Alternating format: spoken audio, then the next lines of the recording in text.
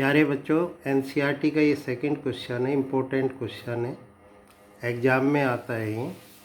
Discuss why Nazim became popular in Germany by 1930। चर्चा कीजिए कि 1930 तक जर्मनी में नाजीवाद को लोकप्रियता क्यों मिली। फर्स्ट पॉइंट है इसमें political instability in Germany. Germany में राजनीतिक अस्थिरता। Under the Weimar Republic there exist political instability between 1919 1933 as many as 21 coalition governments were formed and fell. Democracy failed to give any relief to the people. Weimar गणराज्य में राजनीतिक अस्थिरता थी। 1919 से लेकर के 1933 के बीच कम से कम 21 संयुक्त सरकारों का गठन हुआ और पतन भी हुआ, यानी 21 लगभग कोलिएशन गवर्नमेंट बनी और उनका पतन हुआ। नीतियाँ जल्दी ही बदल दी जाती थी। गणतंत्र लोगों को कोई राहत देने में असफल रहा।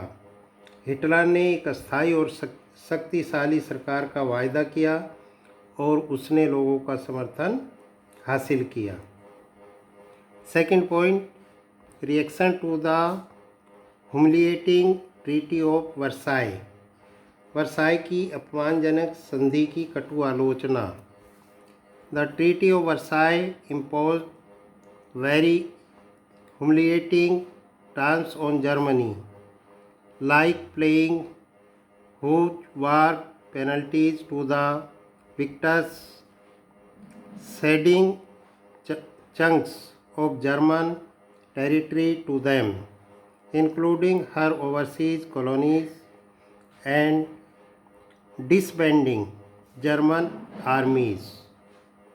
वर्साई की संधि ने जर्मनी पर बहुत अपमानजनक शर्तें थोप दी, जिससे विजेताओं को युद्ध का भारी जुर्माना देना पड़ा। उन्हें जर्मन क्षेत्रों का बहुत बड़ा भाग देना पड़ा तथा जर्मनी सेना को विघटित करना पड़ा। वर्साई की संधि पर हस्ताक्षर 1919 ईस्वी में पेरिस में जर्मनी लोकतांत्रिक गणराज्य के अधिकारों ने किए। लोगों ने वाइमर गणराज्य को राष्ट्रपति कलंक और जर्मनी के लोगों के साथ छल के रूप में देखा। थर्ड पॉइंट है इसमें द इकोनॉमिक डिजास्टर, आर्थिक मंदी। Unemployment, inflation, price wise, ruin of German trade and industry, coupled with general world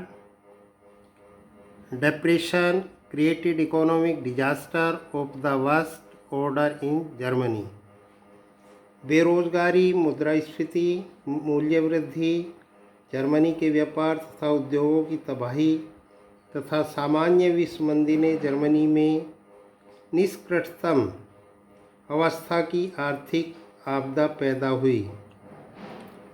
fourth point, threat of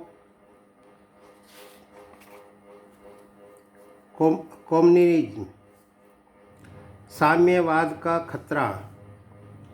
the communist in Germany try to stage a revolution on the pattern of the Soviet revolution of 1917। Thus the German capitalists extended full support to Hitler's Nazi party as the party was against socialism.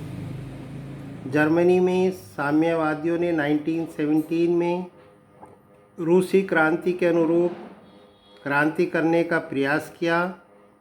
इसमें German पूंजीवादियों ने Hitler की Nazi party को पूरा समर्थन दिया, क्योंकि party साम्यवाद का विरोध करती थी। Fifth point, Hitler's dynamic personality. Hitler का प्रभावशाली व्यक्तित्व।